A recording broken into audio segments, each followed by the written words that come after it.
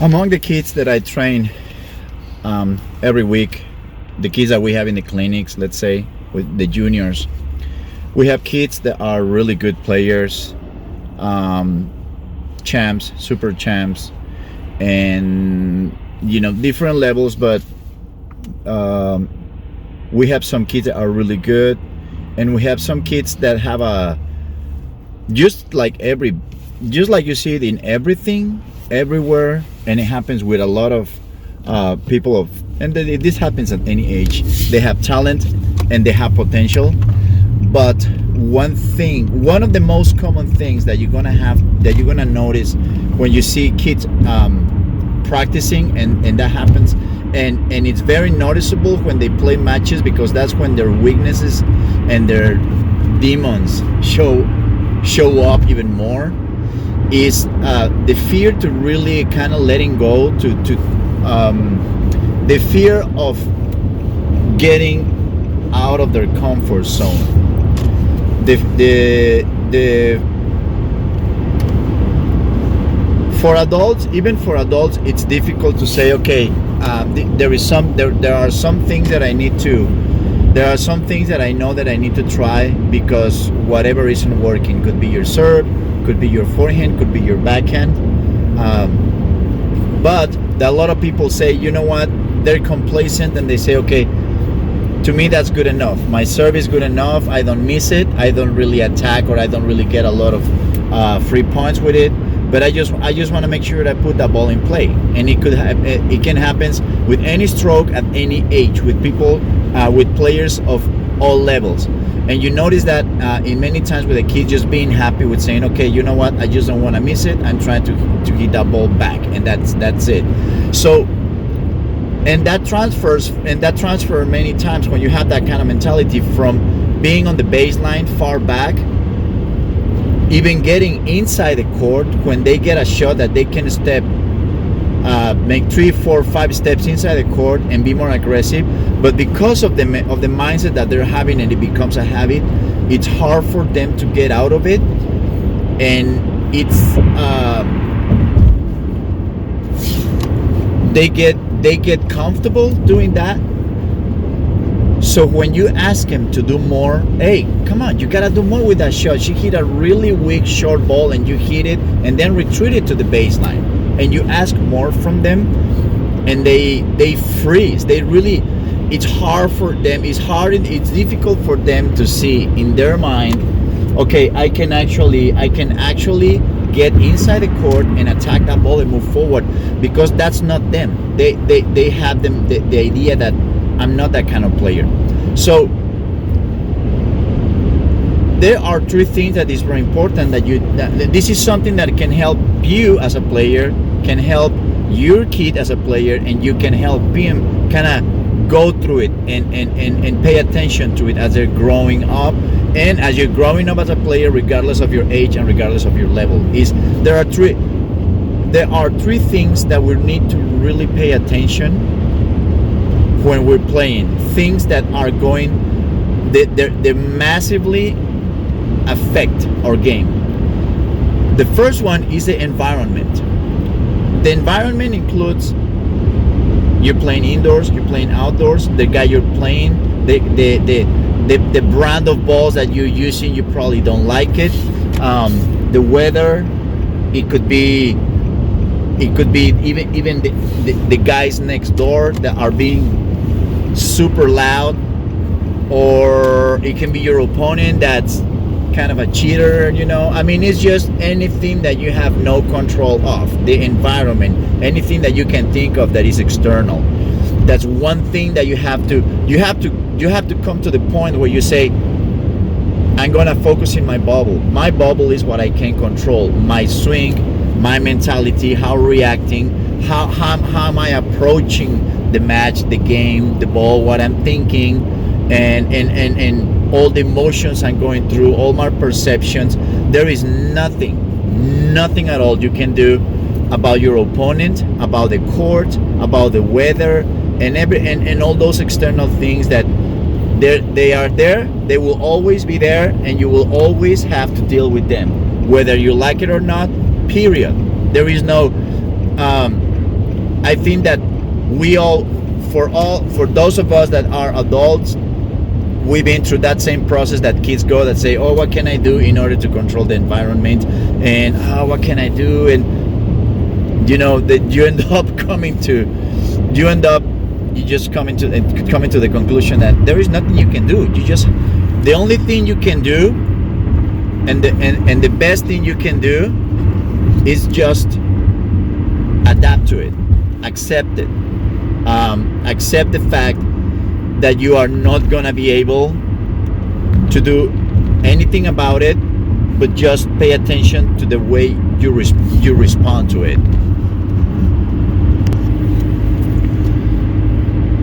The second thing that you want to pay attention to, the first one was environment. The second one is time.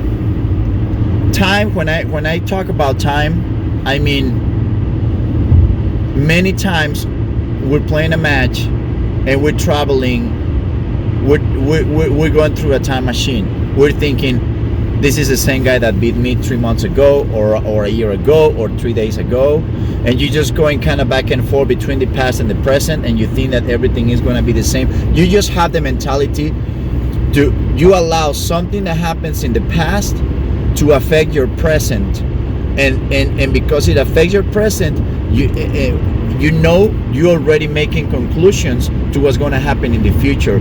And that, so the guy that beat you 6 months ago or 2 months ago, you're already thinking, I'm not good enough, I haven't practiced enough, I'm just not good enough to beat him. So you're gonna play the guy, and in the moment you're already pretty much predisposing yourself to think that you're gonna have a bad match even before you step on the court. And because you're playing that same guy and he beat you, and you don't believe in yourself, you already jump into the future to thinking, so in the end he's gonna beat me again. It's gonna be the same result.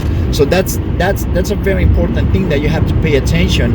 The time, you have to be able, as well as you want to control the environment, meaning letting go of the environment, controlling time and time traveling, and all those. Your mind is like skipping from past to present to future and doing all that. The way you're gonna control that is the same way. You have to just let go and stay completely 100% in the present. That is one thing that you really have to master. The best focus that you're gonna have is when you're really thinking about the present, when you're not allowing the things of the past affect the present and predict your future. So you really, really have to pay attention to not allowing yourself and not allowing your mind to be skipping to one point to the other. You have to stay in the now. And the only way you're gonna be able to get to a point where, the only way you're gonna really develop your best tennis, like being in the zone, let's say how they call it, is when your focus is completely in the moment. You're not wasting any energy, and you're not allowing any demons from the past take over of your mind. You are in charge of your emotions. That's what the thing that you have to do. You have to really learn to stay in the present. Okay, and now one tip is, one of the most difficult things that are going to make you stay in the present is really thinking too much and paying too much attention to winning. If it's a must win, I have to win at all costs, that is going to affect you a lot. That is going to bring you back to the present. That is going to start making a lot of ideas in your head. How am I going to do it? What do I have to fix? Do I have to hit the ball harder? Do I have to move better? Do I have to serve much more to his backhand? And my serve has to be a lot more consistent. So you just start adding ingredients to you start adding ingredients into your mindset or your mentality that is just going to alter your entire game. You just start putting a lot more pressure, instead of saying the only thing you have to do is being in the moment. Means it's equal to focusing in your bubble. What happens inside your bubble? What happens inside your bubble? It's the way you're thinking, the way you're acting, the way you're reacting, the way you're executing, focusing on the technique of your forehand, on the technique of your backhand, trying to do the things that you can control, and you know that the things that you actually have the power to control in the moment. That's the bubble, and that's the thing that you have to control. If you focus on your bubble, everything, the ball, the shot will take care of itself. But you have to learn to stay in the bubble, to stay in the moment. And the third thing that I wanted to talk about, we talked about the environment, we talked about time, and the third one is your body.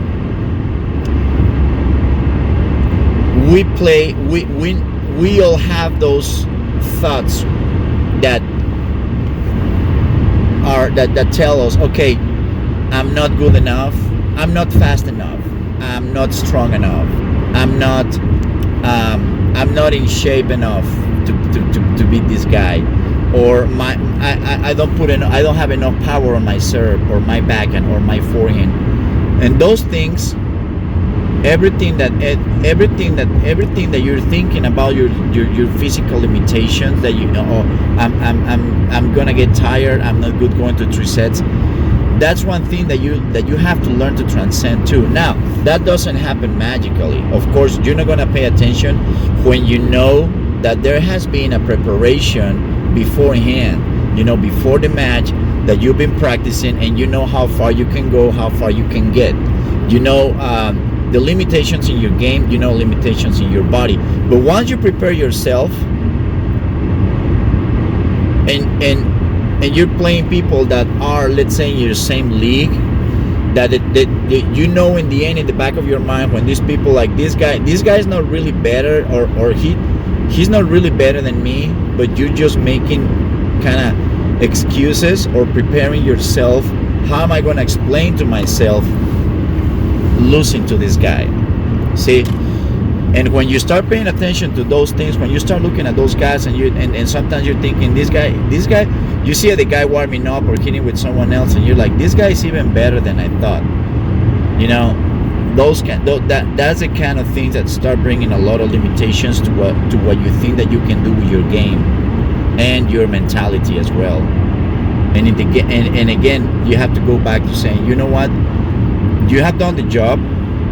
I mean, we're assuming that you have done what you had to do, and what you're gonna do now is the only thing you have to focus on is on throwing out there the 100% of what you got. Just put everything you got on the table.